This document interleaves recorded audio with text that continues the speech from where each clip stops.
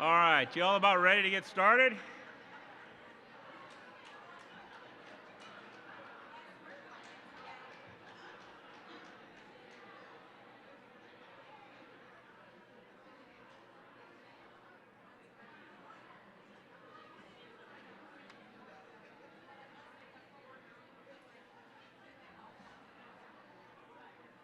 We're going to go ahead and get started in just a second or two. There's some people still I can see them. Even though I don't have my glasses on, they're still at registration and stuff like that. How are you today? Fine, thank you.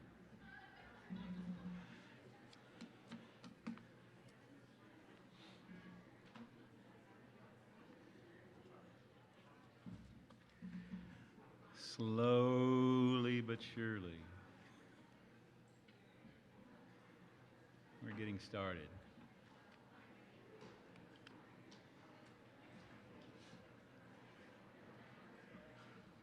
I don't know whether to have them on or off because I can't see either way. All right. Just a few people. 1, 2, 3. Bright lights. Welcome to the 2023 TWC Forum. This forum's theme is collaboration, innovation, improvement, and excellence, or excelling.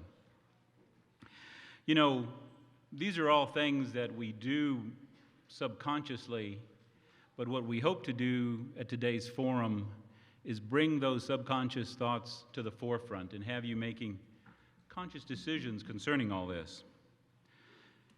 You know, the Workforce Solutions System, we collaborate through the work that we all do. We're all part of a system that is one giant collaboration if you think about it. The boards delivering service in the board regions because they know the needs of the local populations in those regions. TWC funding and coordinating statewide the efforts so that there's sort of the same delivery but customized to meet the needs of the individual local areas. That collaboration. Of course, we all partner with, or we could say collaborate, with the various stakeholders and service providers to meet the needs of the businesses, the job seekers, the students, and the families that we serve. The process brings together different voices and perspectives to meet a common goal of strengthening Texas's workforce, and that's what makes us a great place to be. Texas, that is, a great place to be. We innovate, and we're always looking for ways to improve what we're doing, to deliver services better, to leverage the improved outcomes, and to leverage improved outcomes. During the pandemic, Workforce Solutions, the boards, and TWC led the way in innovation. We came up with creative ways to deliver service, with innovative ways to still meet the needs of our customers in a very dynamic, topsy-turvy environment. Whether it was cranking up the Wi-Fi, and we've talked about this before, but cranking up the Wi-Fi so that people could park in the parking lot and still take training or work on their applications, or whether it was having safe ways to meet with our customers, or delivering services through our VR, delivering services curbside in a front yard so that there was social distance, but we could still face-to-face meet with our customers. Innovation is something that each of you does every day, but you do it subconsciously. Little things, you change a form, you change how something is processed, you changed how you greet a customer. Big things, we change what we're doing, what the focus is, so we can continue to be relevant. Improvement follows collaboration and innovation. In the last 40 years, we've seen Texas evolve from a workforce that was heavily critical on just a few industries to being one of the most diverse in the nation. This insulates our state, for the most part, from a lot of the economic shocks and provides greater opportunities for Texans to find work in a wide variety of fields. With a world that's rapidly changing with new technologies providing paradigm shifts to old workforce models, those of us who do not improve will not survive. And I don't believe that that's anybody in this room. Continued improvement leads to excellence or excelling. In the last few years, we've seen evidence of this abound in Texas. Our labor force now is nearly 15 million people with an unemployment rate of around 4%, and our monthly employment records for the last 18 months we've set employment records for the last 18 months in a row, and it would go further back if it weren't for the interruption of those months during the pandemic, the height of the pandemic.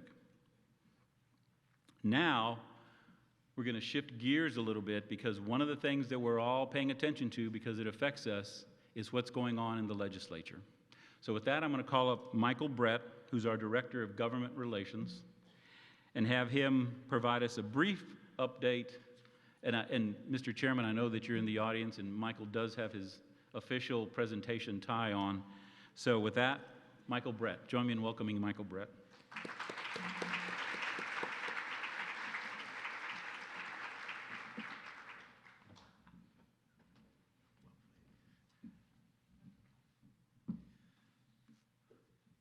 Good afternoon, everyone.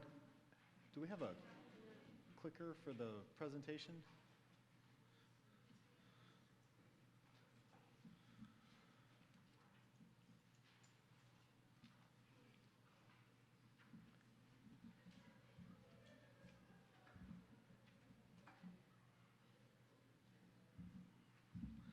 All right.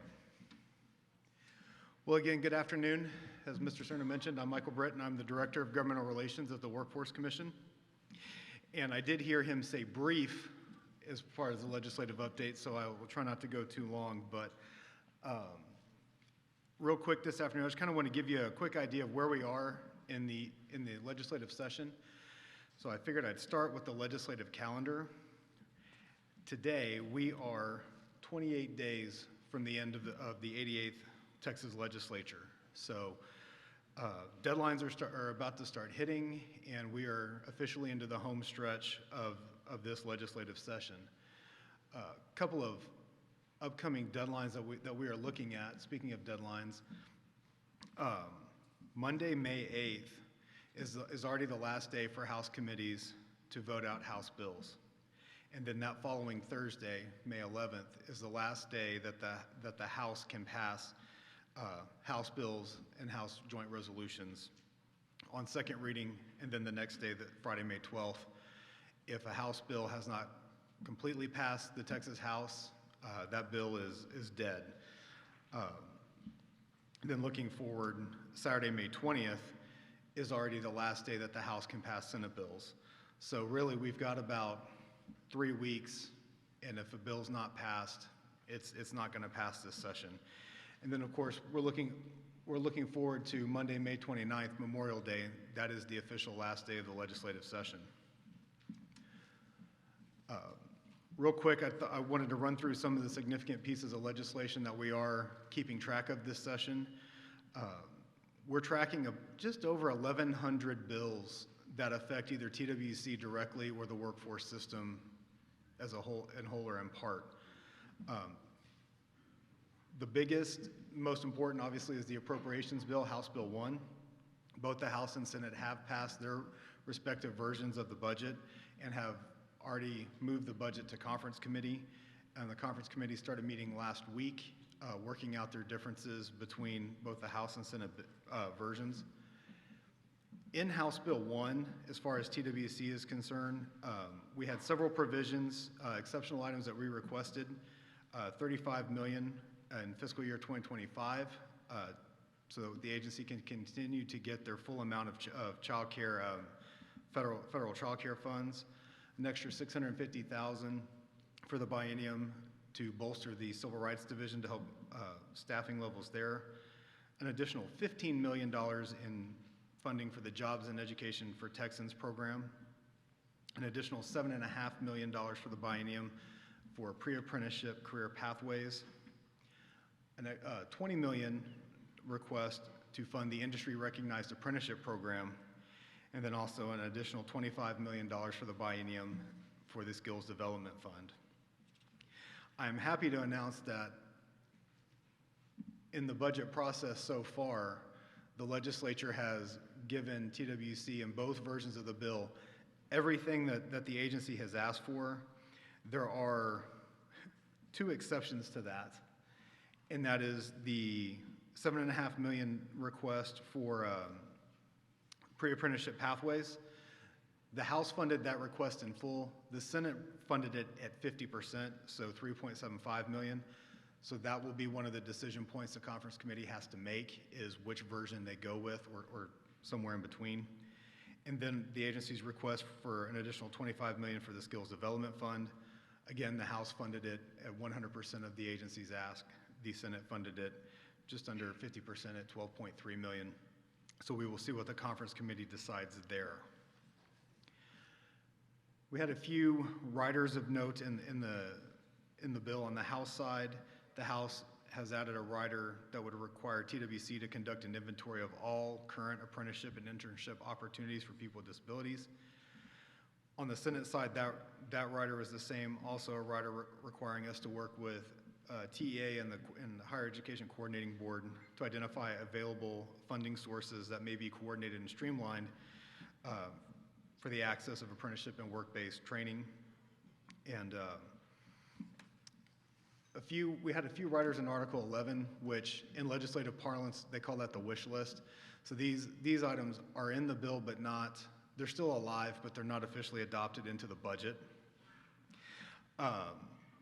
One rider of note on the House side is a rider to increase appropriations by $2.29 billion for the biennium for child care infrastructure for children and families across the state, essentially to replace the COVID federal relief funding that will expire at the end of fiscal year 2024. There is a rider to increase TWC's general revenue appropriations by an additional $5 million to fund a culinary arts, food service management, and career and technical education program. And another rider requiring TWC and TEA to collaborate on pre-K partnerships. Just a few more real quick. There is also a rider on the House side that allocates $5.5 million in fiscal year 24 and an additional $1.5 million in fiscal year 25 for the Texas Veterans Network, and a rider to increase TWC's general revenue appropriations by $7.5 million each year of the biennium to fund the Texas Manufacturing Assistance Center. To close it out, I was just going to run through a few of the 1,100 bills that we are watching of interest. When it comes to child care, there was a lot of child care related legislation filed this session. There are a few that are still moving, these three being kind of the most of note. First, House Bill 1615 by Representative Button, and that bill would require TWC to administer a pre-K partnership program in coordination with TEA. House Bill 1979 by Representative Rainey. This is a pretty comprehensive bill relating to child care. Provisions of note: the bill would change the composition of local workforce boards, requiring that 10% of the private sector representation include owners or operators of child care businesses, and also require that the board membership include someone who represents the child care workforce. The bill also makes several other changes, including that the board post specific information for parents regarding providers that board, regarding quality, capacity, wait list, and ask that TWC develop training for the boards as far as implementing any rule changes that the agency makes at the agency level. House Bill 3771 by Representative Julie Johnson. This bill would create a program by which, if an employer is providing child care for their workers, it would create a state matching program where the state would match that investment of the employer. Bills related to workforce development in general. House Bill 1602 by Representative Guillen deals with performance criteria for the award of AEL funds, and it would require TWC to use performance measures in providing funding, as well as give priority of AEL funding to providers that are consistently satisfying the Commission's established performance targets. House Bill 2575 by Representative Button deals with the Workforce Diploma Pilot Program. The Workforce Diploma Pilot Program has been the subject of a couple of bills and riders over the past several sessions. This bill just refines the eligibility requirements for a provider to participate in that program. House Bill 3723 by Representative Gerds establishes a rural workforce training grant program. So it would establish grants specifically for the purposes of occupational training and related workforce development services in rural counties. Senate Bill 2315 by Senator Hughes. This bill sets up a task force to look at the consolidation of functions of workforce development programs that are housed both at TWC and the Department of Health and Human Services. Again, the bill just sets up a task force to investigate this, what this could look like. There's also a corresponding Senate concurrent resolution urging the United States Congress to make changes at the federal law that would actually allow for this consolidation. So the bill wouldn't affect or require any of the consolidation to happen, just the study of what that could look like and recommendations to the legislature as what consolidation should happen if Congress passes legislation at the federal level to actually allow that to occur. A couple of bills related to the Skills Development Fund and JET program, or Skills Training and JET program. House Bill 1755 by Representative Button would create the Lone Star Workforce of the Future Fund. That bill would essentially create a training fund to be used with funding appropriated by the legislature. So it's not taking money from any existing program, but would get its own funding, and it would provide grants eligible to entities to coordinate and deliver workforce training programs in high demand occupations. I can tell you with this, because I know that description doesn't tell you a whole lot about what they're looking to do, but what the authors have stated their intent is to essentially have this program fill the gap between projects that can be funded under the Skills Development Fund and those that are funded currently under JET. So to fund programs really focusing on the middle skills gap. House Bill 3900 by Representative Lambert deals with money awarded by the Skills Development Fund.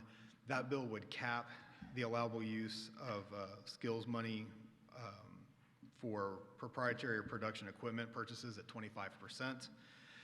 And House Bill 4131 by Representative Bales would make the allowable use of, would add to the allowable uses of JET funding for ongoing maintenance of technology to support new career and technical education programs, so essentially subscription services for training materials and equipment under the JET program. With that concludes my presentation this morning. Thank you, or this afternoon. It's session, I'm sorry. We're not sleeping much these days. But thank you very much for your time, and I guess I'll hand it back over to Mr. Serna.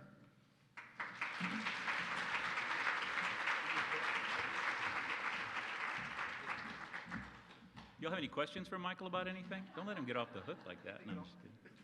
All right. The other one person that's joined is Tom McCarty, who's over there. But in order to keep things kind of brief and concise, Tom decided to let Michael do all the presentation.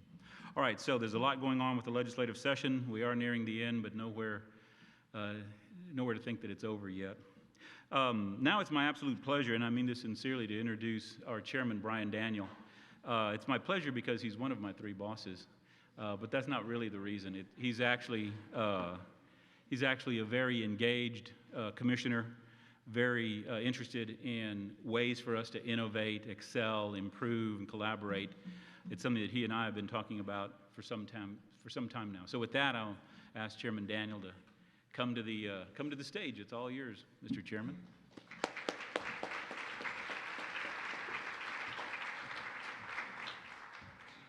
I was sitting with Courtney Arbor. Do you guys know her?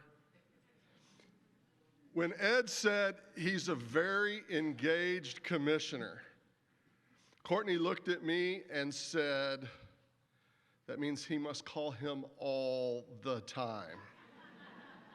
It's not true. I don't call him on Sunday afternoons because I'm busy. Oh my goodness, what a great day.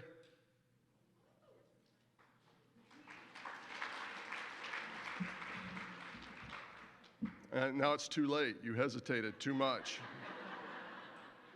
Now you have to get the other talk.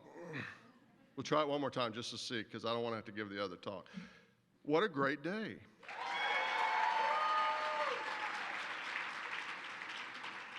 I mean that. When we can get together and talk about things we want to talk about, that's a great day. I'm seeing a lot of familiar faces. I'm seeing some faces I haven't seen before in a very long time. And so I think it's absolutely critical that we be here. I've, for a long time, have believed that the world absolutely is run by the people who bother to show up. And I've never found that to not be true. What it really means is that those of us that will get together and pursue the things that we believe in passionately so we can get done what needs to get done, that's how we get more done. I got real scared. I looked at the folder and it said Excel on it, and I'm not really good with those spreadsheet things at all. And that's when I realized, no, we're just talking about excellence. There's a football coach, Vince Lombardi, who said we practice perfection so we can achieve excellence. That's all excelling really is. It just means going out there and doing our best every single day. And the fact of the matter is the state of Texas does because of you. We have won every conceivable economic development award that can be won in this nation, and some global ones. We win those because there's a lot of Texans doing a lot of great things to make sure that Texas continues to excel economically. And when we excel economically, we certainly excel in the workforce. And when we excel at those two things, that's when our communities really start to show the kind of excellence that we've all been looking for. We've won so many awards, the people who give the awards are now changing the rules of what it takes to get the award. Now, I'm not talking about CNBC specifically, but I'm talking about CNBC specifically, and that's fine. Change the rules. If you want someone else to win, that's great. If changing the rules is the way you think you can do that, do that. We'll just step it up. There used to be a billboard out on I-35 that said, if you want the impossible done, tell a Texan it can't be done. And we just keep proving that over and over and over again. But the awards aren't the reason we do all the economic development stuff. It's just not. The reason we do it are the Texans that live here. Nearly 30 million of us. About 65% of us are in the workforce. That's a lot. 65% of 30 million is always going to be a lot.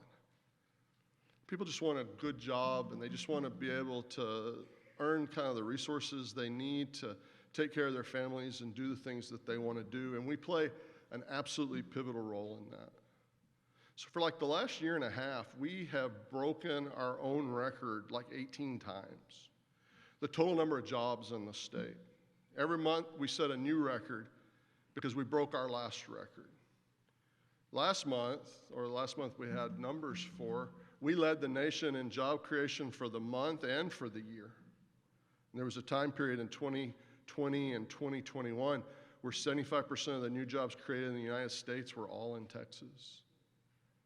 Texas and Florida accounted for 95% of all the jobs created in the United States for about a 14-month period in there. We didn't really change any of the ways that we did that. Those jobs get created because employers know that they can get the workforce that they're looking for here. And we want to keep it that way. Winning records for workforce seems like a good thing. It is. I love to celebrate it. But it actually brings a whole new set of challenges. You know, if you go look at the law that created the Workforce Commission, if you like reading that sort of stuff, it's the Texas Labor Code, Chapter 301. I read it every night before I go to bed. Because less makes me. I think, does he give you a quiz too, Aaron, about, is it just me? I must have done something wrong. It lays out what we're supposed to do as an agency, and the very first thing it says do is help employers find people to work there. Second is help make sure all the people that are going to work for those employers have what they need to do that. It's 1 and 2. That means it was most important on the list. And so we keep setting these records for the most number of people working here. I told you about last month, over the 12-month period, but also we have the most number of people employed in Texas at any time in the history of Texas. And we have the largest civilian labor force we've ever had in this state. And yet, we still have 800,000 open jobs with 575,000 people telling us that they're unemployed. Run back over that math one more time in your head. There's 800,000 open jobs, 888,000 if you're keeping track, and 575,000 people who are telling us that they're unemployed. How can there be unemployed people? Just mathematically. Well, guess what never went away? The middle skills gap. Half those openings are in middle skills jobs. There are people working jobs that they could actually do more and make more, but they don't quite have the skills to get there. And when we start analyzing what skills they're missing, we find out that they're 2, 3, maybe 4 courses away from being able to stop working for $15 an hour and start working for $25 an hour. $10 an hour makes a huge difference. $2 an hour can make a huge difference. Michael just went over a lot of programs that we have, the Skills Development Fund, the Jobs and Education for Texans program, and a lot of other things that we're doing are all designed to help make sure that people get that last bit of training they need so that they can be competitive in the workforce. And the same idea applies to the middle skills gap. With 54% of the jobs in this state being middle skills and roughly 36% of Texans having exactly those credentials that they need, just that delta, that gap, that number of Texans right there, which is 20%, right? Is 20% of 30 million still 6 million people? Yeah.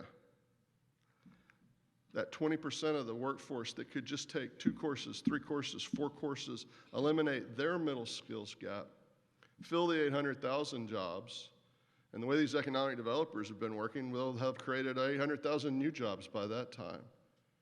And we're still graduating 325,000 kids a year from high school. When you talk about a company on Wall Street, when you look at the success of a company, you look at their upside potential. So where are they now in terms of their market capitalization and how big do we think we could get? And they keep drawing the line for us and saying Texas is about to max out. We're not anywhere near maxing out. We've got opportunities for people and employers who want people to work here and people who want to work, and we keep making that combination work for us over and over and over again. Pick up any news source in the state, and they're going to talk about an economic development success, but that doesn't just simply happen. And it doesn't happen because we've got just wonderfully nice commissioners at the Workforce Commission, and it doesn't happen just because Ed Serna said it was going to happen. It doesn't happen because Courtney works harder than anybody I know. It doesn't happen for any of those reasons. It happens because all of us come together. We do the things that we know how to do. And we've made this state a strong state because we could help people while we were doing it. That's why I get up every day and do this. I didn't know till today I was a terrifically engaged commissioner. I don't think that's what you said, but I appreciate you going along with me. We just got so much upside potential, and so do all these Texans too. We've got opportunities to be able to move our communities toward, well, excellence. It's right there on the folder.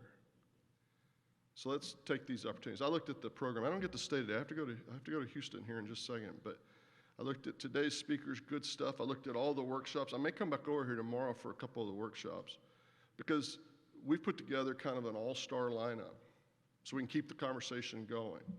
We can keep Texas moving forward. We can keep our communities, the kind of communities that we want to live in and that others might want to live in too. And all the Texans that we can help along the way, we're going to do that. Because that's how we keep Texas where we want it to be. Y'all have a great conference. It's going to be fun. And we're going to learn some stuff too.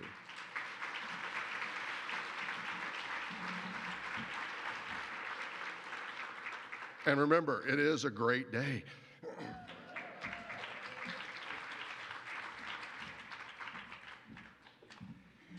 Okay, when he said Sunday is the only time he doesn't call, that's not exactly true because he does like to fish, and when he gets beyond that cell signal range, well then he can't call. So I appreciate deep sea fishing. So very much, more than I used to. Just kidding. Now it's my pleasure to introduce our keynote, Dr. Michael Brown. Dr. Brown is the founder and chief consultant of DMB Coaching. Over the last 2 decades, Dr. Brown has worked as a nationally recognized management consultant, helping thousands of clients explore their purpose, relationships, and educational goals, with a special emphasis on developing each aspect of the 12 dimensions of life.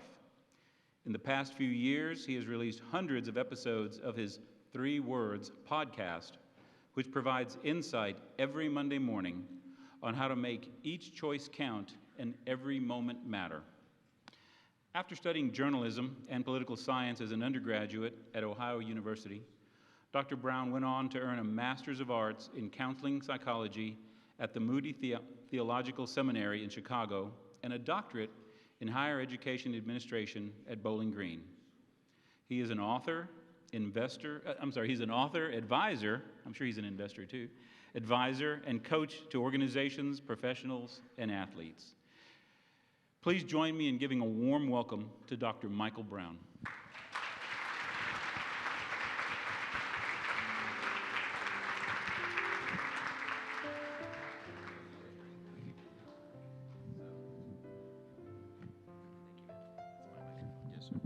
Good afternoon, everyone. I apologize. I didn't know he was going to read that whole bio and all such things. They moved the podium at my request, and I just want to give a warning to Joe, who's running the camera here, that it's going to be rough to stay zoomed in on me, because I am inviting you for the next period of time to engage me not in a presentation, but in a conversation about things that most matter. It was interesting, I have not spoken at an event like this ever in all of my years of traveling and speaking in a variety of audiences, conventions, and so forth. This isn't something that would naturally hit my radar, but my personal assistant said, "You're going to look deeply at this invitation." So I looked at it and he said, "No, look deeper." And this is what I realized, is that you are my kind of people. Meaning this, you are frontline workers helping those who are hurting the most. And that is a very, very special part of my heart and a special part of my journey in my life. I came out of a broken home. I was a first-generation college student, raised in poverty. My dad walked out on us when I was 10 years old. But even as I'm talking about this, I didn't expect to share all of these things, but here we go. My mother was diagnosed with stage 4 ovarian cancer when I was 14, and she was 36, and she passed away soon after. And so my brother and I basically raised ourselves and figured it out alone. And just being in this place, in this space today, and even after reviewing and studying the Texas workforce and just all that you do, there were people in my mom's life for those 3 years that were doing for her what you're doing for so many others. And so all the way from Ohio, I want to thank you for the work that you're doing. But I'm also incredibly aware that you're probably exhausted. Oh, I can feel that in the room. Tired, exhausted. Some would even say burnout. In fact, I spent the actual last night and today enjoying my meals in the lobby because I just wanted to kind of soak in you. Watch you come in, check in. Some of you came over and started having conversations with me, and we just had a great conversation, meeting several of you even this morning and into the late morning. And realizing for me that behind every face is a story, behind every name is a powerful, powerful narrative. And I'm just so intrigued to know you. And I'm hoping in this brief time together that you'll interact with me some and that we'll get a chance to get to know each other a little bit better. But the reason I'm here is this. Every single person I meet on the planet is living, but so very few of them are alive. And I share that with you today because that is my mission. That's why I travel. That's why I speak. That's why I started DMB Coaching, was because I want to help individuals not just survive, but thrive, and to be fully alive in all 12 dimensions of their life. Now, you heard Ed in the introduction talk about the 12 dimensions of life as I have kind of conceptualized them. I work in higher ed at Bowling Green State University. That's my day job, just south of the Michigan border, south of Detroit, south of Toledo. And that's where my family is, in Bowling Green, Ohio. And we've talked a lot in the past about the 5 dimensions of a person's life: emotional, relational, spiritual, intellectual, physical. Well, I was like, that's not enough. There's 7 more.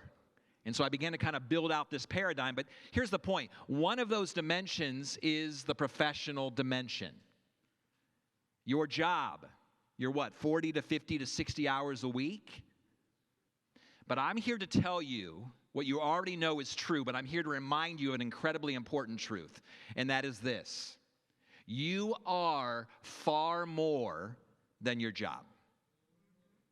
You are far more than your career. And oftentimes when you ask people who are they define themselves by their career.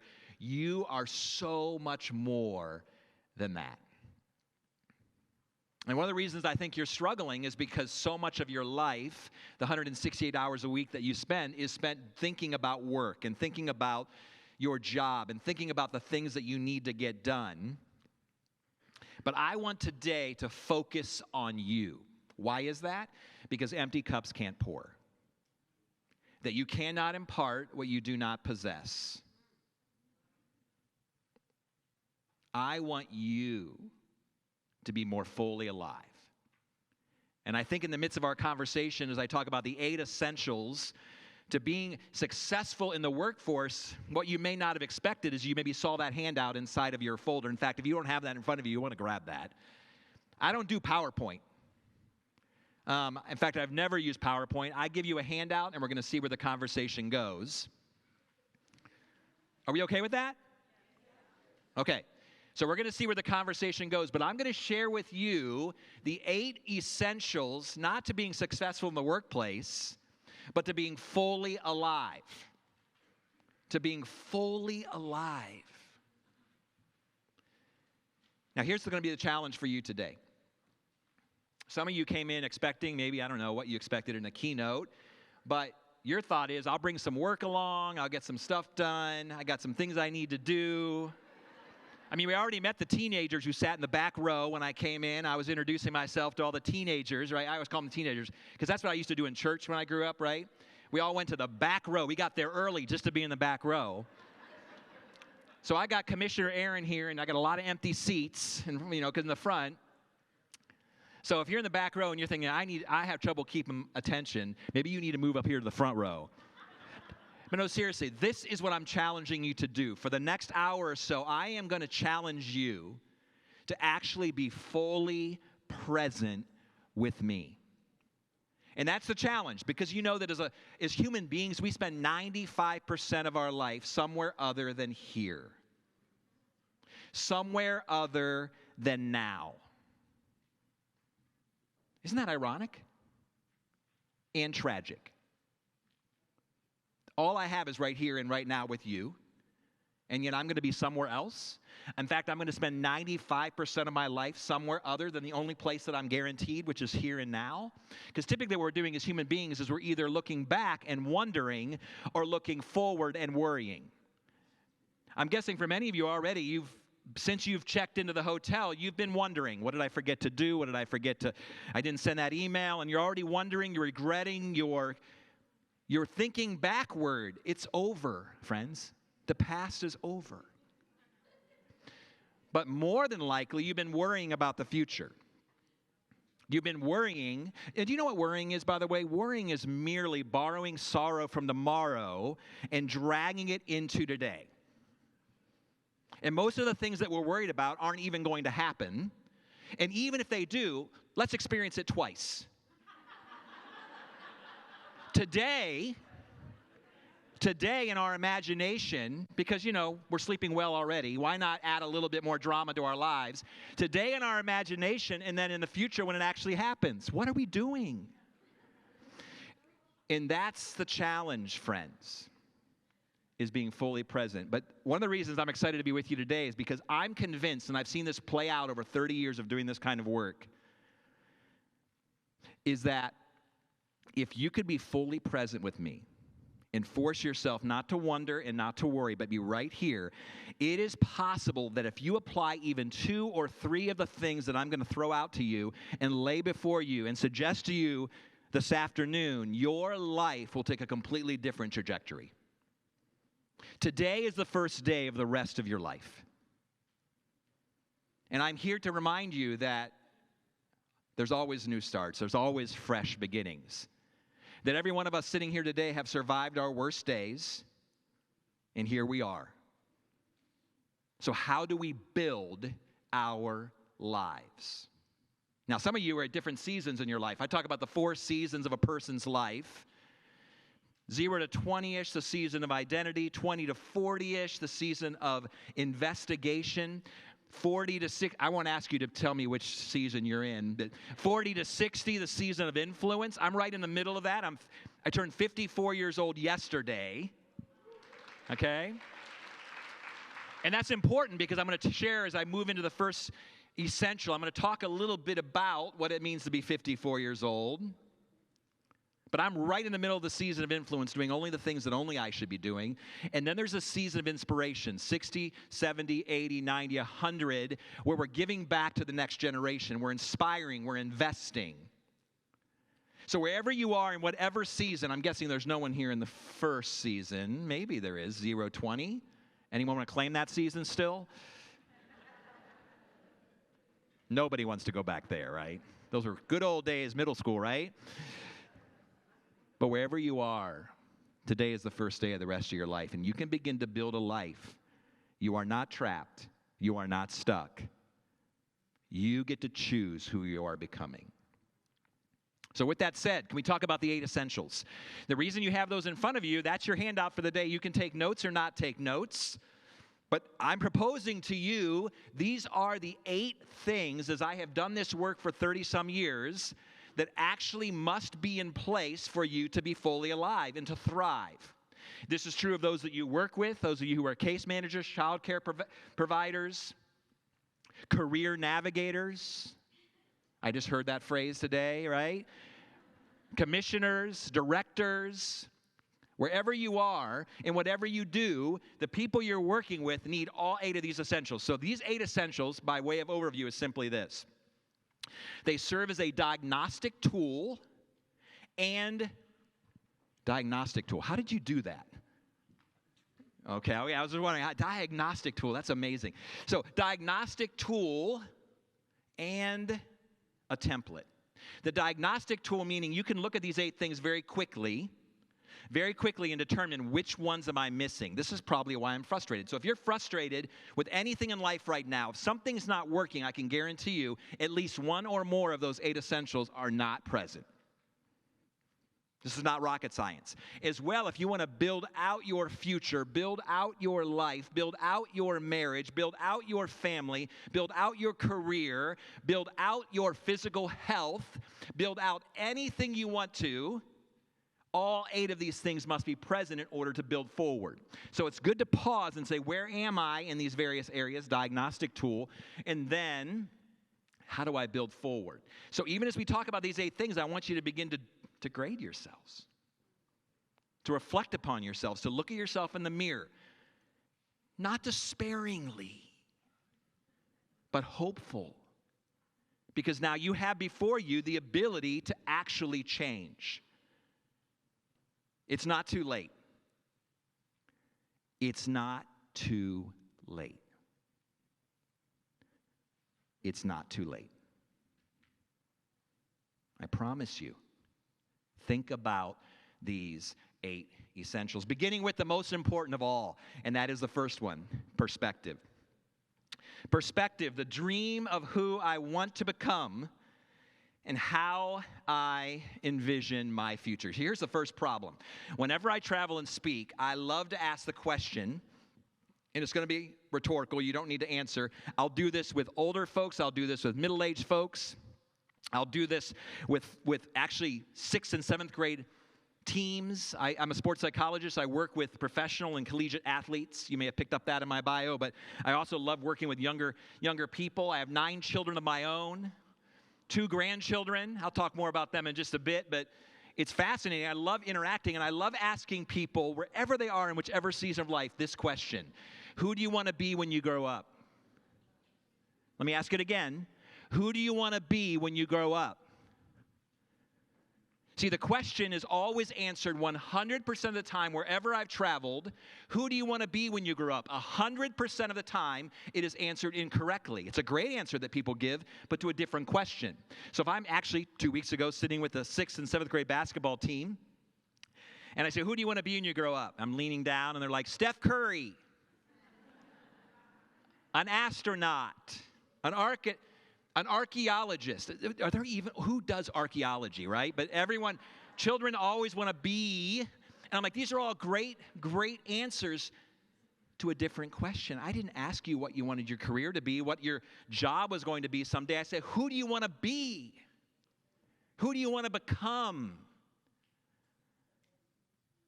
See, we don't even know how to answer that. When I interview folks to come work for me in a variety of settings, my final interview question is, and it always takes them off guard, and I only hire those who can respond to some way, shape, or form. One last question. Who are you? And they always go, didn't you see my resume? They're flipping through their resume. We don't know how to answer the most ultimate question, who are we becoming? And here's the sad thing. We presume that we're going to someday become someone we've not been becoming. That we're going to wake up someday magically having become someone we've not been becoming. You know, what is your becoming? I want to be charitable. I want to be generous. I want to be a person of character. I want to be alive. I want to be, we don't know, we answer it with a career, with a job. See, our perspective needs to be expanded to how I envision my future and who I want to be at the very end of my life. You know, it's interesting. At 51 and a half years old, I had this epiphany, and I'm very, very aware of the brevity of life in light of the death of my mother, and I have sadly stood by many deathbeds over the years. And I began to do the math, and I thought, you know, what's the average lifespan for a man in America? 75, 76 years old. I'm curious. I'm 51 and a half. We celebrate half birthdays in my family. That's the only reason I know that. My wife pulled out the cupcakes. Happy half birthday, 51 and a half. And I just spent some time reflecting, how many days do I have left? I said, I have an idea. So I said to my one son, who is Mr. eBay, Amazon, and so forth, I said, I want you to find me, and I did the math, 8,900 and some black marbles. He's like, why? I'm like, don't ask. Just find me 8,900 black marbles, which represented how many days, I don't know for sure, I might have left if I lived to be 75 or 76 years old. And so these big, in my room right now at home, I have 7 large fish bowls full of black marbles. And every day I reach over and I grab one of those marbles out of my pocket, out of the bowl, and I put them in my pocket. And I hold it in my hand, and the first words out of my mouth every morning are, I'm here. And what does it mean to be fully present within these 24 hours? And to be fully alive. And that perspective is ringing around in my head all the time. And then I take this marble at the end of the day and I put it in a big Tupperware bin inside of my closet. And I take that marble and I say, and my family all knows this, at my celebration of life service, whenever that might be, I want you to hand out a jar of marbles to everyone who attends and remind them of what I call the marble mindset, which is my book that will come out in September. It's called The Marble Mindset, where I'm going to talk a lot about this idea that life is short, that life is sacred, that life is so significant, that all of us have far fewer tomorrows than we would think. In fact, if you ask any crowd, How many of you think you're going to die someday? Yeah, exactly. Everyone raises their hand, and then I follow up and say, how many of you think you're going to die this week? I hope no one's raising their hand, okay? But this is why. I've done this exact same exercise in a nursing home. And they all laugh when I say, how many of you think you're going to die someday? They're like, look around. Do you see where we are, right? But how many of you think you're going to die this week? No one thinks that. We all live every day as though we're guaranteed tomorrow. And that's not the way to be fully alive. So I want to live every day in the moment. I mentioned I have 9 children. I have 4 biological children. We have 5 children that we've adopted out of foster care. My wife and I have been doing foster care for the last 28 years. My youngest son, we brought home from the hospital. He's African American. I'm raising him as a black man. And with black mentors, I'm not raising him as a white kid in a white home. And so Teresa and I are very, very committed to his growth and his development as a black man. But he is quite a comedian. In fact, whenever I tuck him in at night, he's now 15 and still wants to be tucked in at night. It's very sweet, very sweet. He is taller than me. He is 6'1", and it's very sweet. But, you know, it's interesting. A couple months ago, I was in there. Can I tell you another joke, Dad? Can I tell you another joke? Can I tell you another joke? I was like, okay, one more joke. And it just kept going. I finally said, enough jokes. I said, Dad is exhausted. He's tired. He's going to go downstairs. He's going to watch some TV. He's going to hang out with Mom. I love you. I'll see you in the morning. He can give me a pouty face, and I walked out the door. I shut the door, and I was walking down the stairs. I slipped my hand in my pocket. I felt the black marble.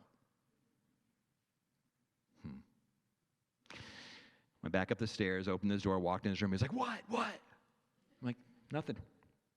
Am I in trouble? No, you're not in trouble. I sat down on the edge of his bed and I said, tell me as many jokes as you want. Life is too short. Life is too sacred. And there's no guarantees of tomorrow. The other thing I slip on every single day when I get up in the morning is I also slip on the I must bracelet. This is actually fairly new in the last couple months. I started thinking about this phrase, I must. This is all tying into perspective, right? All tying into perspective. I spend more time on the first essential than all the others because I want you to have a big picture, a North Star. But I must, you know, it's interesting as I start spending time with people giving advice and sharing. I'm a life coach, so I'm always in these kind of conversations. And whenever I say something that someone connects with, and maybe you're thinking that even right now, you're like, that's good. I need to make that a goal. Or I need to, I could do that, or I might do that, or I should do that, or how about I must do that? So I wake up every morning, too, not only reminding myself to be fully present in the moment, but what does it mean? What are my musts of the day, the things that must be true? What must be true? And make sure those things happen. Again, this is also an acrostic. I love acrostics. You'll pick up on that as we see having this conversation together. Making use of sacred time. I must. I'll be very transparent and vulnerable with you today. You don't know me that well, but as I said, this is a conversation, not a presentation.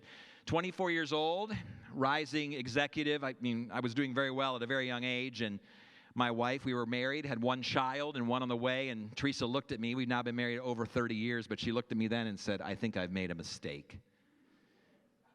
She goes, this is not who I thought I was getting. You are driven, you're a workaholic, you're trying to provide, but we want your presence more than your provision. I was like, oh man, I'm in trouble. I'm becoming like my father. And this is not working out. So I pulled my mentor aside. I said, Todd, I'm in trouble.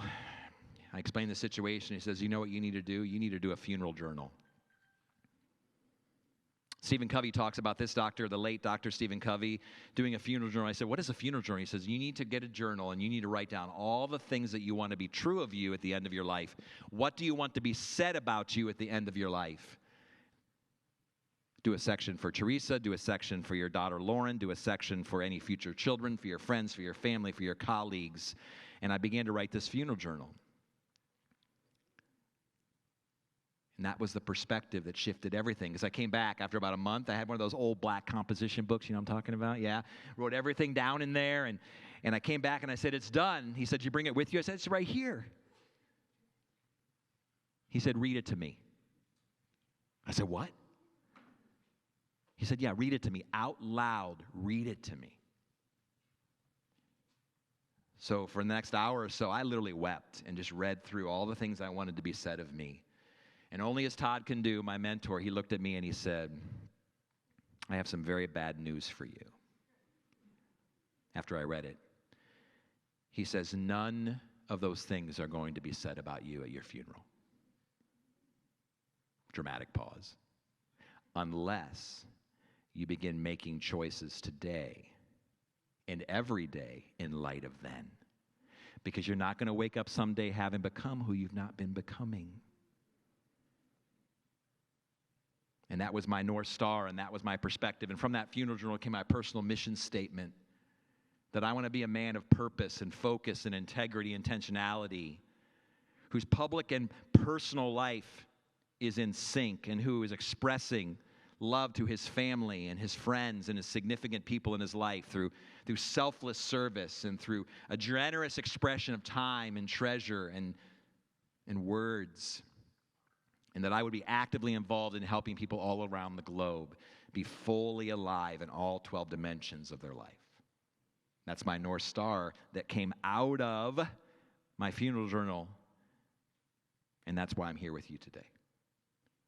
Because I said, yeah, that fits in. Texas Workforce Forum fits into my personal mission statement. What is your perspective, friends? Who are you becoming? What do you want to be true about you at the end of your life? There are no guarantees of tomorrow. Be fully present today.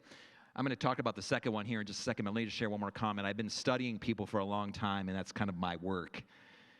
And I have found that most people, most Americans particularly, spend the first 60 years of their life marginalizing their important relationships and their physical health in order to make money and advance their career.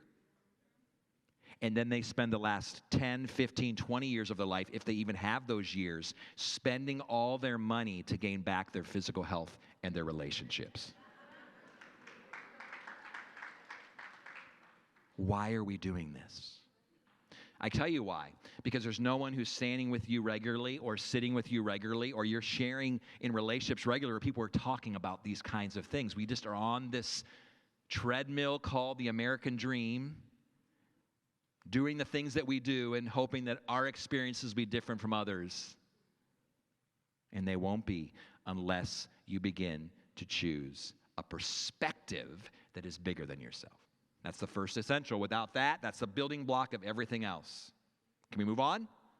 All right, number two, preparation. Preparation is the development of character and competencies to become that person. Like I said, you're not just going to wake up someday having become that individual. So it's taking personal ownership for not just our character, but also our competencies. Whether that's listening to podcasts or reading books or professional development or surrounding yourselves with mentors. See, oftentimes when we're working and we're in the workforce, right? You're in the workforce, successful. You're like, I hope my supervisor will provide me yet another professional development opportunity, as though that's their responsibility. I want to encourage every single one of you today to take ownership of your preparation in competency and in character. That is your responsibility. Yeah, these are awesome. Being at a conference like this is awesome, but they're not every week, and you don't need to wait till the next one to continue to develop and prepare.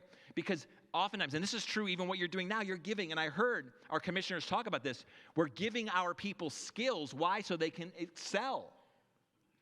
They need preparation. They need development. They need training. But friends who are sitting here with me today, so do you. You cannot impart what you don't possess. So if you're showing up at work exhausted and burnt out and fried because of the choices you've made from 6 p.m. to 6 a.m., you know what I'm talking about. I'm going to pause right here for a second. I feel like there's a moment. My favorite question to ask in line at Starbucks, not necessarily here because it didn't happen here, but I have a Starbucks underneath my office at Bowling Green State University. I love getting in line with our students. And I say to them, how you doing today? I am so tired. I go, really? That's interesting. When did you choose to be tired? When's the last time you've been asked that question? When did you choose to be tired? They look at me like, I didn't choose to be tired. Life's tiring. Oh, what time did you go to bed last night? How many miles did you scroll? Right? Well, 2 a.m. Okay, no judgment here, but you're tired today because you chose to be. You're burnt out because you chose to be. And I'll talk more about that in the future essentials. But we need to prepare. We need to own our preparation. You know, I talked about the 7 amazing qualities of a leader. Maybe this is another conversation if you invite me back. The 7 qualities of an amazing leader: character and competency are 2 of them, but also charisma and confidence and commitment and conflict. But I'll tell you, character and competencies are 2 of the hardest because it takes work to develop competencies. Scrolling doesn't take any work. Netflix binging takes 0 work. That 4th glass of wine, no work. So when did you choose to be poor? When I drank that 3rd bottle of wine? No. Here's the deal. We have choices to make in regards to our preparation. Let me talk about character for a second. Character. Listen to me, friends. Who you are when no one is looking is who you really are. There is no such thing as public and private life. I want my public persona to be an accurate reflection of my private reality.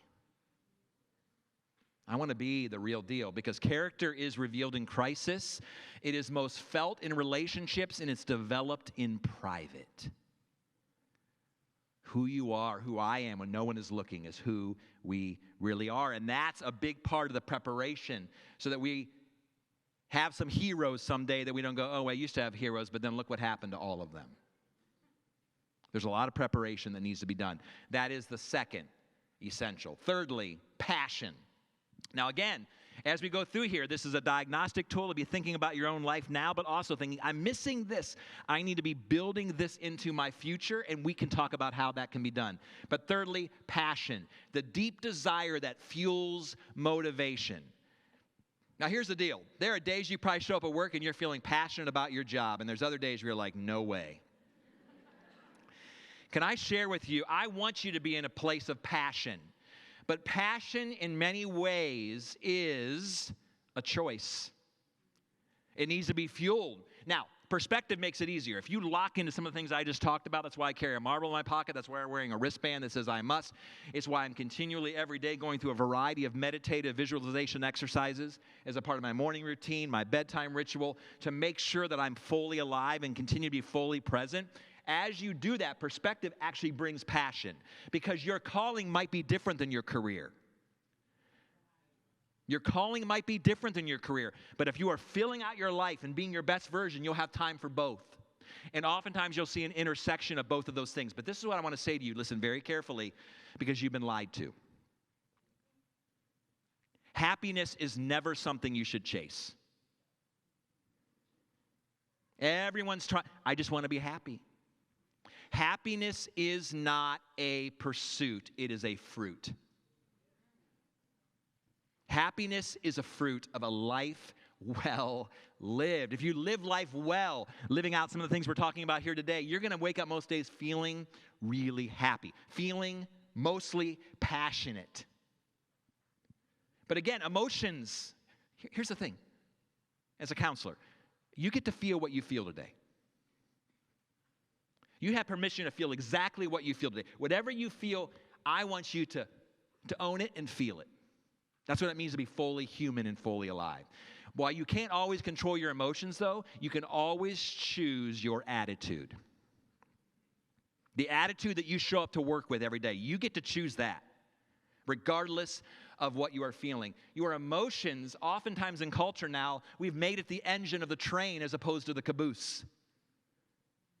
The engine of the train should be choices, should be preparation, should be perspective, should be routines and rhythms. And then the caboose is, man, on most days I'm feeling pretty happy. That's where passion comes from. You know, here's the challenging, though. There are 6 kind of people in the world today. There are all-outs, cop-outs, dropouts, holdouts, burnouts, and flame-outs. Now, there's no cop-outs here in the room today. Cop-outs are people that literally do nothing. You wouldn't be here today if that was the case. You didn't have to be here today. You are here. Now, you may be here for different reasons and listening to me speak, and I won't go into all the reasons you're here, but hopefully you'll be glad that we were here together. But there's no cop-outs here in the room, but there probably are dropouts, meaning this. There are things in your life that you keep saying, I'm going to start, but then you quit. 21 days to a habit, 90 days to a lifestyle. Why do we keep quitting the things that are going to make us amazing? Because it's hard. And I'm so tired. Because I went to bed at 3 a.m. Isn't that interesting? You're like, tonight for sure. I'm going to bed at 11 p.m. 2 a.m., you're Googling, how tall was Jesus? How does that happen? How does that happen?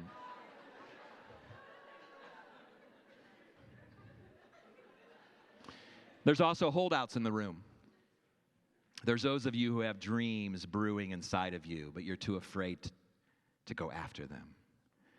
So you're holding out. You don't want to take risks. You don't want to try hard things. And there are some of you here today that are burnout. And I'm sorry. I really am. I'm not meaning to make light of the fact that this has been an exhausting time. And you have been through a lot. I was talking to Commissioner Aaron in the back, and just the amount of work you did during the pandemic and the different things that, unbelievable. You guys are heroes. But now you need to take care of yourselves. Today is the first day of the rest of your life. No more holding out. No more dropping out. I want you to be all outs. Passion. Passion is cultivated through powerful choices. 4th, essential.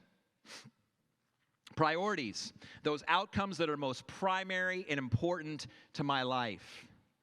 Now, you'll notice this is not just busy work. When I talk about priorities, I'm talking about quadrant 2 activities. Anybody familiar with Stephen Covey? Stephen, the matrix there. Quadrant 1, urgent and important, and it is full. I'm sure you're doing urgent, important things every single day. Quadrant 3, urgent but not important. I have got to wash my car right now. In fact, if I don't, I'm losing my mind. I've got to vacuum it. You know what? You don't. It's urgent, it feels urgent, it's not that important. I got to mow my grass right now. Well, your neighbors might think it's not that urgent. It's urgent but not that important. Quadrant 4, if you're picturing the matrix here, not important, not urgent. A lot of things we just talked about that we just fill our time with. But then there's that quadrant 2. Important but not urgent. Let me talk about that for a second. It's there that you should be having priorities. If you're not doing those things, no one's knocking on your door, no one's complaining that it's not happening. But it's what's making you you, and it's helping you become your best version. And I could go into all the things that should be in quadrant 2, but just to say it's those things, not just busy work. It's those things that are helping you become your very best version. You know, there are 168 hours in a week. Every person on the planet has the same 168 hours a week. Now, some of us don't have quite the support systems and the financial resources, so I'm not going to downplay the fact that everyone's 168 hours a week are at their disposal. But for you, you probably have more at your disposal than you're willing to admit. My favorite illustration, I work with the men's football team at Bowling Green State University. I'm with them every single week, and they are a bunch of whiners. And this is what I mean by that. They're always telling me how tired they are and being a student athlete. So last year, I said, enough. I said, let's run the math. I grabbed the whiteboard, I grabbed the marker, and I began to say, okay, talk to me about how you spend your time. Well, Dr. Brown, we got 30 hours a week this, we got this. Okay, no, slow down. Let's start right. How many hours are you in this sporting arena? How many hours are you in classes? I'm going to give you 8 hours of sleep a night, 56 hours a week. I'm going to give you an hour for every meal, 3 hours a day, 21 hours a week. You get to have an entire hour for breakfast, lunch, and dinner. I said, what else am I missing? And they're talking about I have tutoring, and I have this, and I have this, and I have this. I say, okay, we got it here. Anything else, my tired friends? I'm listening. They're like, no, we got it all. Let's do the math.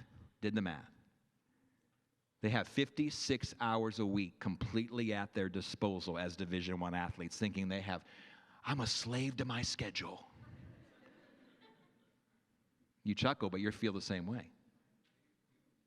You feel the same way. I feel the same. There are days I'm like, I'm so busy, as though it's a circumstance. It's a choice. 58 hours a week. That was no sleep, no eating, they're like, that's impossible. I'm like, let's run the math again. But it was how can that be? See, reality is our friend.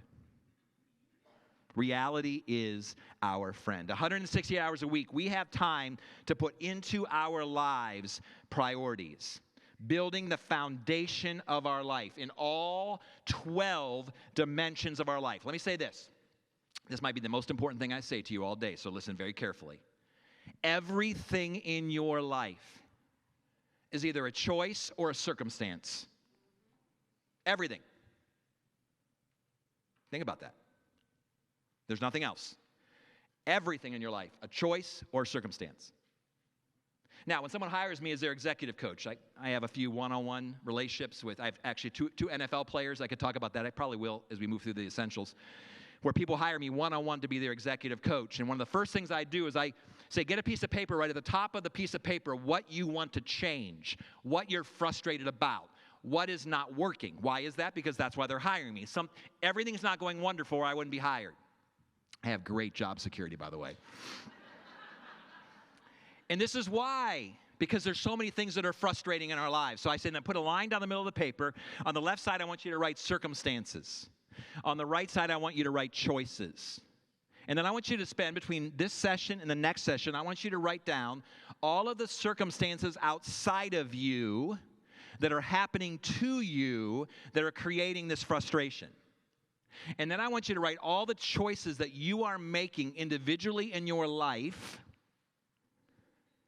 that are contributing to that situation. Well, unsurprisingly, when I get that paper back and we start looking at that, the circumstance column is long. Sometimes the back of a piece of paper.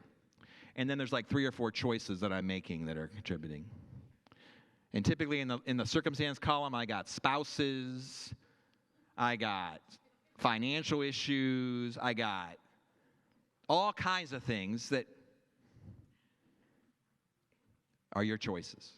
So then I have to spend the second session moving all of these circumstances over. Now, there's some that are circumstances. There's some of you sitting here today that have been through a lot. The death of my mother when I was 14 is a circumstance. That has nothing to do with my choice. Now, my choice to respond to that is my choice. There are things that are legitimate circumstances in all of our lives. I'm not downplaying that. Those are hard. We have been through a lot. There's some really real circumstances. But most of your life you're living today, you have chosen your way into.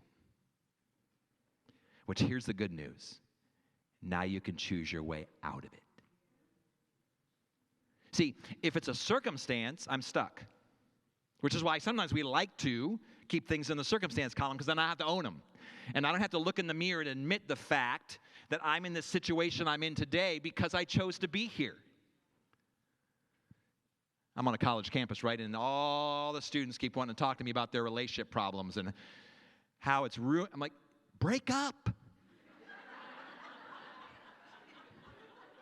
Break up. They're like, whoa, I never thought about that. I'm like, this is like ruining your life. Break up. My favorite story are when seniors, particularly young men, male-identified students, they show up at my house or for dinner, or they'll come to my office and they'll talk about this idea that, oh, I didn't find that significant other. On my senior year, I thought this was the place where I was going to find that significant other. I'm like, have you been in any relationships? Yeah, 8, 9, 10. They're talking about all the. I can't seem to find the one. I'm like, I got some bad news, bro. There's only one common denominator in all 9 and 10 of those relationships. Failed. Seriously, every time I say that, they look at me like it never crossed their mind. Why? Because we are wired to think that everything is bad in our lives is because something outside of us is creating this situation. I'm here to remind myself and you as well that you are choosing your way into your reality. You can change, but only if you choose. I think about this in the physical dimension of my life. That's one of the reasons I have such strong daily rhythms in the physical dimension. My mom died really young. Most of the folks in my family died really young. And I have this vision of being able to climb trees with my grandkids at 90 years old. So when I actually take that bite of cheesecake over here in this, why do they give me cookies? I didn't ask for a cookie when I checked into the hotel. And they're 320 calorie. I'm not kidding. Well, then they deliver, I think, so thanks a lot, Lisa, and whoever had delivered to my door a case of those cookies. Welcome to Austin, Dr. Brown. We have a gift for you. Anyway, long story short, what I enjoy for 3 minutes, I'm going to feel for 3 hours. I'm going to carry with me for 3 days, and I'm going to affect my health for 3 weeks. No one said preach after I said that. I heard some preach earlier, okay? But here's why. I ate the cookie and a few others. But here's the point. I get to choose. I get to choose. And I'm always choosing. What are my choices? Food is fuel. Food that just tastes good, or food that makes me feel good? What about in the recreational? I haven't even talked about the 12 dimensions of life, but in all 12 dimensions, I need to have priorities. Recreational dimension, financial dimension. You're like, I don't have those dimensions in front of me. Well, I'm sorry, that's not the talk today. But there's all these different dimensions of our life that we need to set priorities and choices to produce the greatest outcomes. How am I doing time-wise? I have moderated. I haven't seen any signs pop up yet. Am I doing okay? Can someone tell me what time it is? 2:18? 1:54? Was that? No, okay. Let's talk about these other 4. Number 5, a plan. Are you guys still with me? Okay, good. A plan. It's one thing to have priorities. In fact, one of my podcasts, so I do run a podcast. In fact, it's the bottom of your sheet, 3 words podcast. They're always 3-word phrases, and they always tie into a lot of the things we're talking about here today, but one of them is schedule your priorities, right? One of my other podcasts, episodes are all 12 to 15-minute bite-sized podcasts. One of my other podcasts is entitled, Do It Now. Do it now. Why would I postpone till January 1st, what I know is going to create amazing results in my life November 1st? Why would I do that? I can tell you why. Episode 1. We have 156 episodes out right now. Episode 1, I decided when we created, so we have 11 years worth of episodes coming. They're already designed and already planned out. Boy, I hope I live that long. How many marbles I got in my pockets here? Okay, so we've plotted these out, but I wanted the first one to be the most important. Delay immediate gratification. Delay immediate gratification. It is the number one tool to achieving every success in life. But I need to have a plan. I need to design my week. You know, so many people say to me, I want to live a life of purpose without living life on purpose. Think about that. I want to live a life of purpose. Who doesn't want a life of purpose? But I'm not going to live life on purpose. I'm just going to kind of let it happen. Just kind of let it happen, right? Because I'm guaranteed tomorrow. You see how that plays out? How that messes with our heads and how we can coast through life doing that? My two most favorite words in the English language are intentionality and undeservedly. My two most favorite words. I want every choice to be intentional. I want to have a plan. But also undeservedly, all the great things in my life are gifts. Whenever we get in the mindset of entitlement, man, we're in trouble. I deserve, I earned, I should get, why them, why not me? We need a plan. Choices. I talked about choices versus circumstances. There are only three choices you can make in life, three S's. So two things in life, circumstances and choices.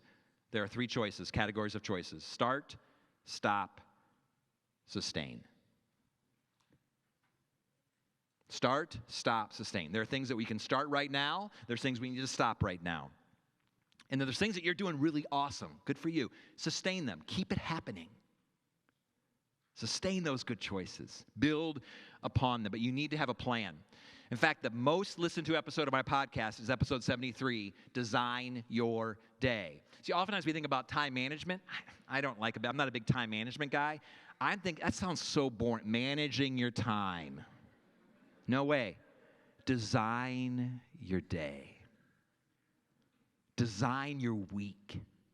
Like literally I spend an hour on Sundays, every Sunday, as a part of my weekly routine, designing my week. I had someone recently say, that sounds so boring. So structured. No, it's the opposite. The opposite happens. As I design my week and I have a plan, I have all these extra margins of spontaneity to be able to do whatever I want. To take that interruption, because that's one of my 3-word podcasts, people aren't interruptions. Well, if I'm flying by the seat of my pants and I feel like I'm drowning in all my work, I'm never going to treat people that way, right? So I design my week. You know, more can happen in a minute. Listen, more can happen in a minute than can happen in a month when we're intentional. Let me give you an example. I am very connected to literally tens of thousands of people around the globe. In fact, it's a little overwhelming at times. In fact, even now, you have on my notes there, I don't know if you know that, at the bottom there is my cell number.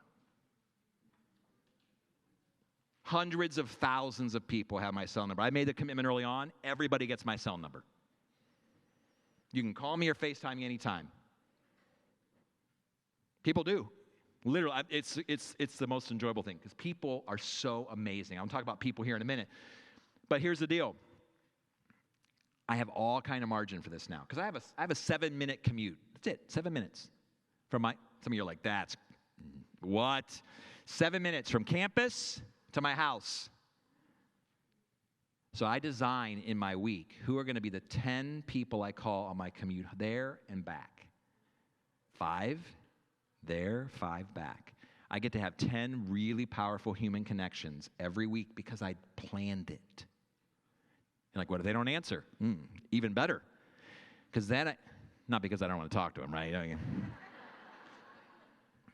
But because I get to leave a voicemail and tell them how much they mean to me and how important they are to me. And I just was calling to let them know I care and I miss them. And I hope they're doing well.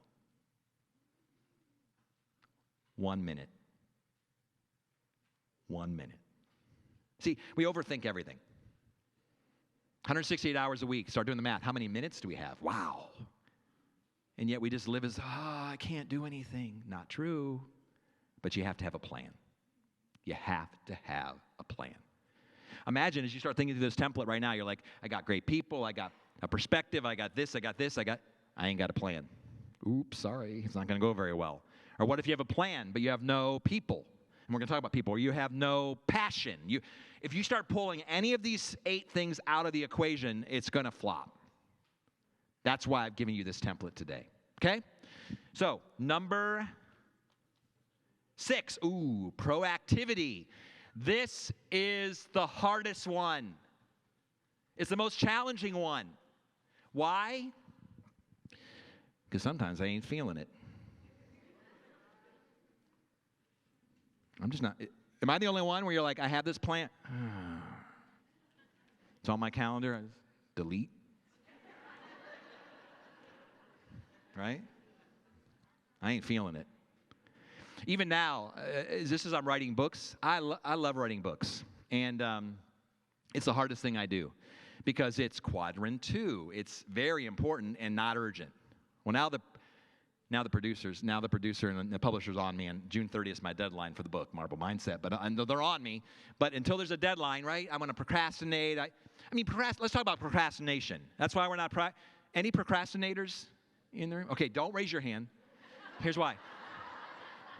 Now you sound like my mother-in-law. Here's why. Be very careful that you do not assign to your identity poor choices. You are an amazing human being who from time to time procrastinates. You are not a procrastinator. My mother-in-law, you know me, Michael, I'm just a worrier. No, Mom. You're an extraordinary woman who worries all the time. Do not assign, because again, when you say that, you're not meaning to, but what are you doing? You're making it your circumstance. I'm just a procrastinator. That's like saying, you know what? Imagine doing this in your office or in your particular job as a contractor. I'm just rude. I am a rude person. I don't know what to do about it. They need to hire me as their life coach, right? You're rude because you choose to be rude. Nobody's born rude. Nobody's born. And here's the deal. Procrastination. It's not going to get any easier. You're eventually going to have to do it. That's why I love people who tell me about their snooze buttons. I'm not going to ask you to raise your hand who hit their snooze button this morning. Because why not? Let's hit the snooze button. Why not make the very first choice of my day procrastination? Just to get me off to a really good start, right? I'm being dramatic purposely, but proactivity. Actually doing the details of the decision on a daily basis. The reason things aren't happening in your life is not because you didn't set good goals and because you didn't start well. It's because you gave up. You quit because it didn't happen fast enough. The only person who doesn't achieve their fitness goals, the only person who doesn't achieve in their career goal is because they give up. It's not working. I do a lot of marriage counseling.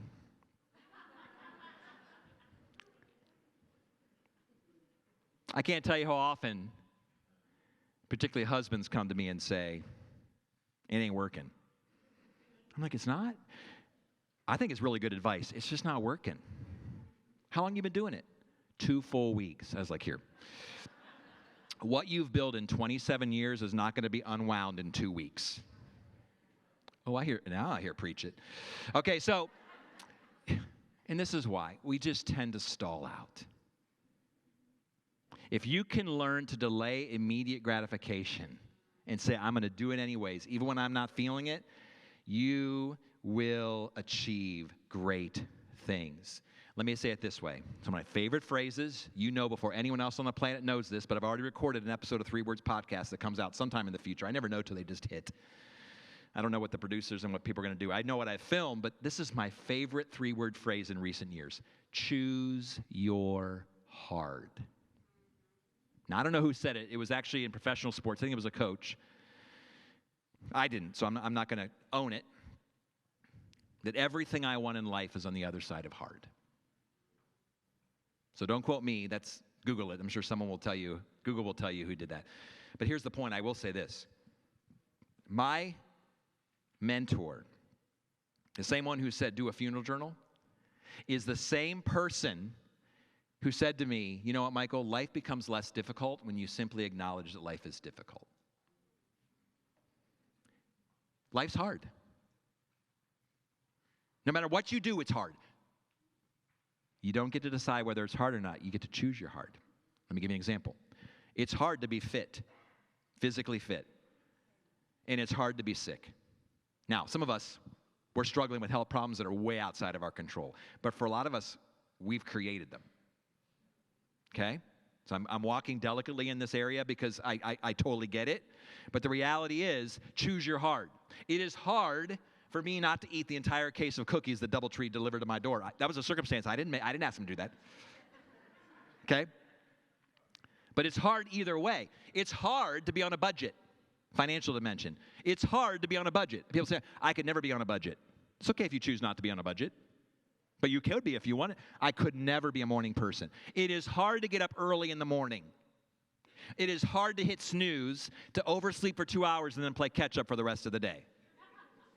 It's hard to be on a budget, but it's also hard to be swiping the debit card hoping that it doesn't get rejected and you're going to feel embarrassed. Well, I hope there's something in there. That's hard too.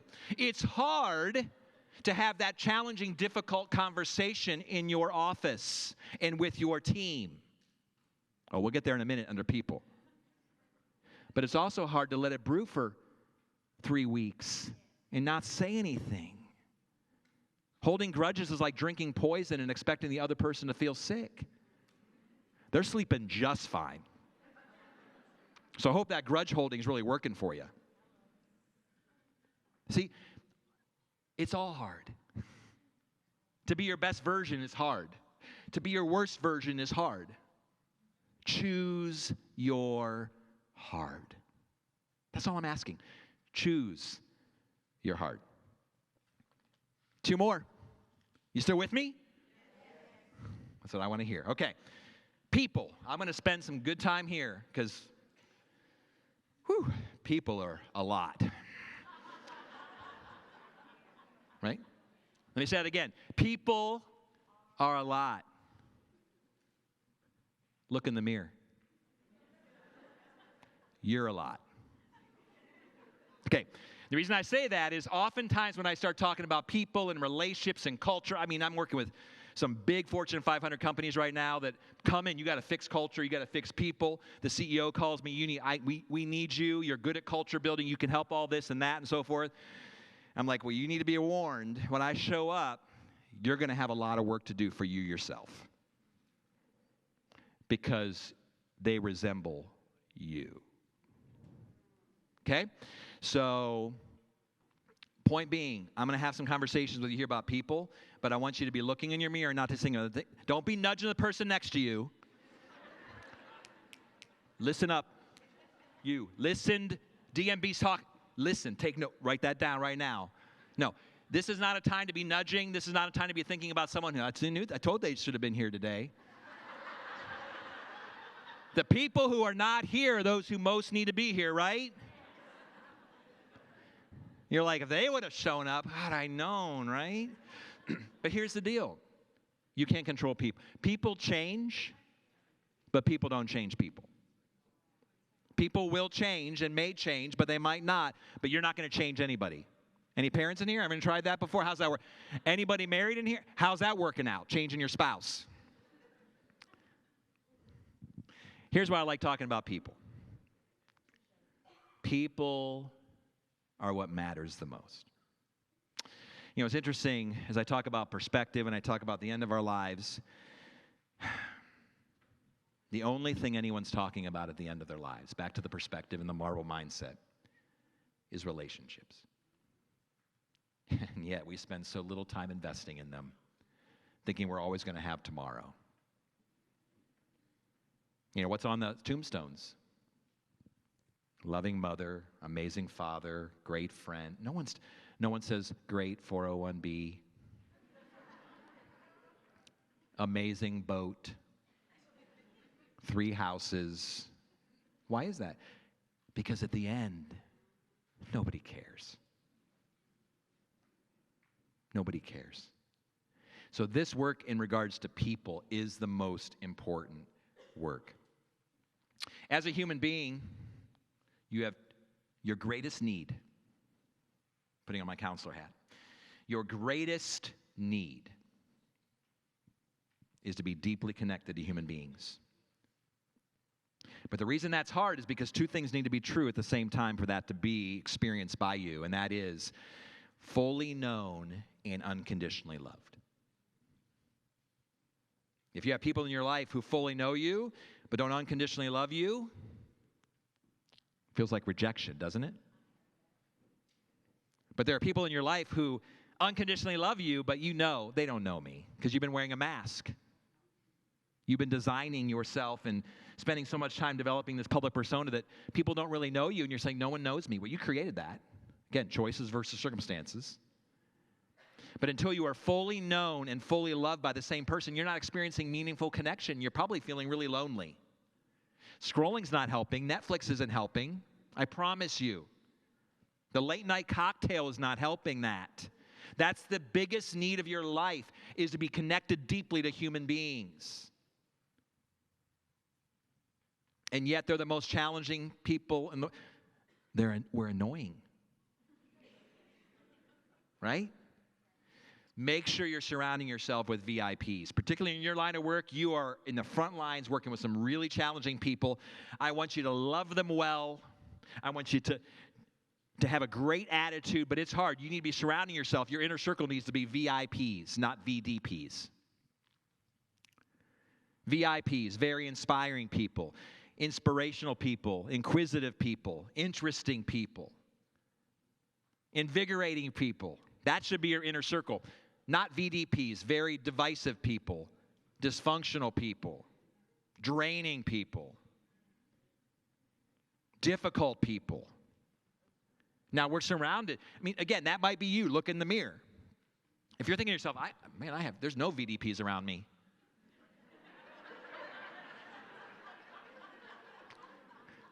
Just saying, okay? I wonder who the VDP is in my circle group. No, seriously though, you want to make sure you are surrounding yourself with the right people, but then you also need to eliminate from your life, beginning right now, A, B, C, D, E, F, G. If you can eliminate A, B, C, D, E, F, G from your life right now, beginning today, I guarantee you your relationships are going to skyrocket. You ready? A, B, C, D, E, F, G. Angry responses. You can be angry. You can be mad as hell. But how do you respond to that anger? And what does that look like when it comes out of you? Blaming. We already talked about choices of circumstances. Complaining. Good night. Complaining is contagious and it's cancerous. And it's our default in American culture. We complain about everything. The weather, it's too hot, too cold. It's too this, my steak's not well done enough. It's too well done, everything. Can I give you a little tip? I'm a life coach, right? I'm around thousands and thousands of people. I'm going to give you a little secret. If you are a person in your circle that's always complaining, I promise you, this is 100% true. If you're always complaining, the people around you are thinking to themselves, please, please, please, just shut up. Please, just shut up. Nobody wants to be around it. I promise you, nobody. D, defensiveness. You need to be, and I have some great podcasts on this, invite honest feedback. Now, we're getting into the professional. Again, I do a lot of different work in this idea of culture and conflict resolution, and the reason is because it's hard. But how do you respond when someone comes to you and says, I think this should improve, or I think you should change this? Defensive mechanism. Imagine in every family, in every friendship circle, in every workplace, if you eliminated defensiveness. Whenever someone came to you, in fact, one of my podcasts is Compliment Your Critic. What if every time someone came to you with something that was hard, you said, bring it on. I'm only going to get better. Because typically we're so insecure, we can't handle it. No, bring it on. 2 questions I ask everyone I lead on a yearly basis. What's the most annoying thing about me? And I want them to tell me, because I can be annoying. Already you're like, oh, we know. Some of you are like, he is way too much for this crowd. It's okay. I knew that coming in. There's always a hyper introverts in here going, you've got to be kidding me. Who brought this guy? What is the most annoying thing about me? And secondly, what do you think is my Achilles heel? The thing that you see that you don't think I see. See, if you invite honest feedback on a regular basis, then there's no need for defensiveness because you're inviting it. You're asking for it. Angry responses, blaming, complaining, defensiveness, excuses. Everyone's got an excuse for everything, me included, right? Well, this is why I was late, and this is why this isn't done, and this is finger pointing is the F. Well, they do that too. What about that person over there in the other cubicle? I mean, maybe I do it, but so do they. They leave early. They take 4-hour lunches. So, I don't know why you're making a big deal about that. Here's one. G. Gossip. Okay, that was the biggest moan of the entire day. Can I tell you what gossip is, by the way? Here's gossip. Gossip is the epitome of cowardice. I'm not going to tell you what bothers me about you. I'm going to tell someone else. You have no chance of changing or developing or growing from that. I'm just going to make the situation worse. A, B, C, D, E, F, G. That's why relationships in the workplace, that's why things are getting really, really difficult, because we don't know how to talk to each other, and we don't know how to have hard conversations. We can't resolve conflict. Our feelings get hurt so easily. It seems like in many ways that is the worst thing that happened to us today. Don't hurt you could do anything, don't hurt my feelings. As I continue to grow and evolve, I'm like, hurt my feelings. I want to continue to become the best version of me. And if no one's talking truth to me, I'm never going to be that. Which is why when people rise in organizations and people become more powerful, oftentimes what happens is less and less people will tell them what's going on. And then we end up with leaders that are ill-equipped to lead. And I know this, and as I continue to have a greater global presence, I keep asking more and more, tell me more, what do you see? What do you see? What can I change? What needs to improve? Can I encourage you? Accountability invited always has more power than accountability imposed. Ask regularly, talk to me, how can I change? How can I be a better team member? How do you experience me in a boardroom? How do you experience me as you watch me with clients, as you watch me? And I know again, particularly for those of you on the front lines, you are with really challenging people in situations all the time. Which is why I talked about those other essentials. You need to have your cup full. You need to show up on. And that's not magically going to happen. You got to put in the work to design a life and to build a life where that is true. Where you can actually do that. But then you need to be able to walk away from that and actually have your people.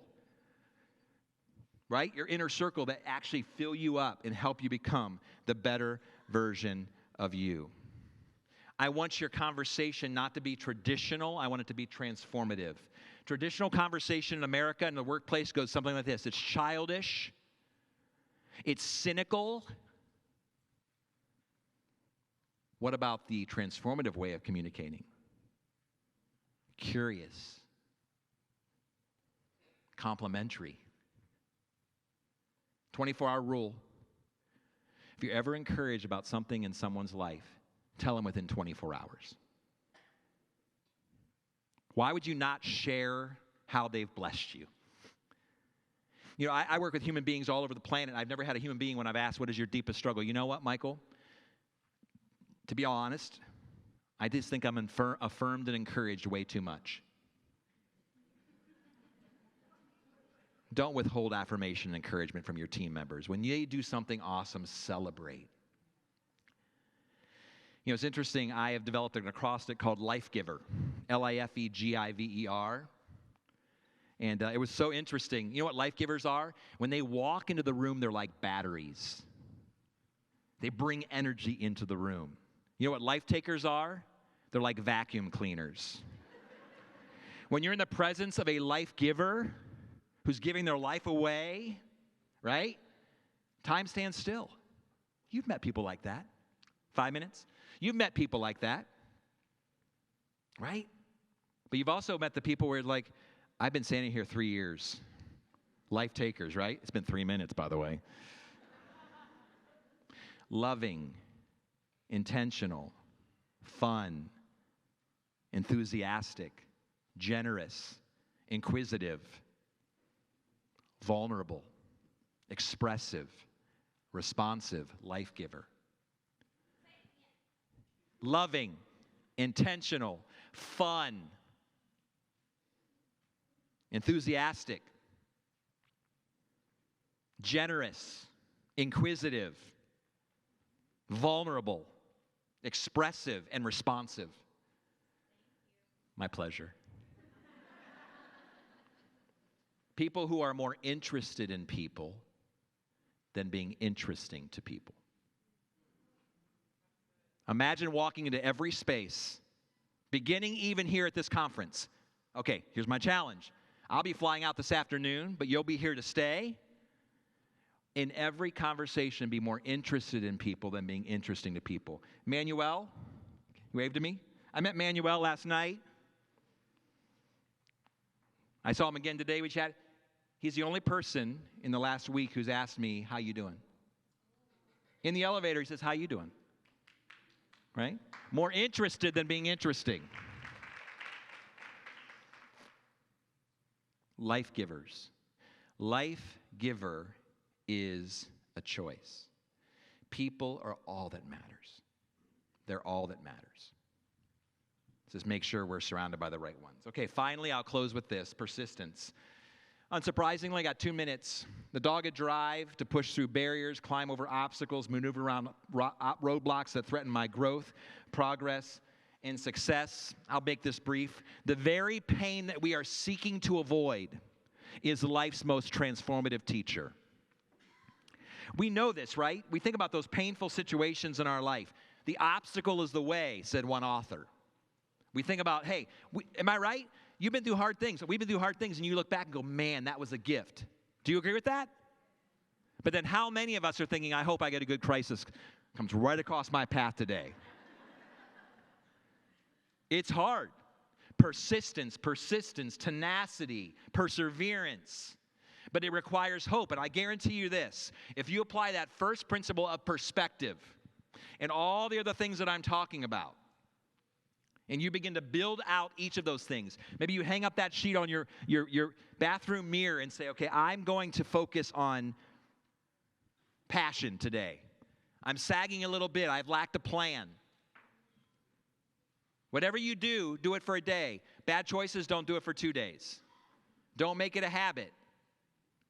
Today is the first day of the rest of your life. Now, some of you came in here today, you're like, another conference, another thing, I'm just going to go do my thing, and I'm just going to kind of coast. Coasting is always backwards. Every day, you are either evolving and growing or deteriorating. There is no staying the same today on this, what is it, May 1st? You get to choose. My encouragement to you today is choose your way into change. Start owning your choices. You are 100% the accumulation of your decisions as you sit here today. 0% the accumulation of your intentions. Go. Forward. Texas workforce, servants, and heroes, and becoming the very, very best version of yourself. Thank you very much.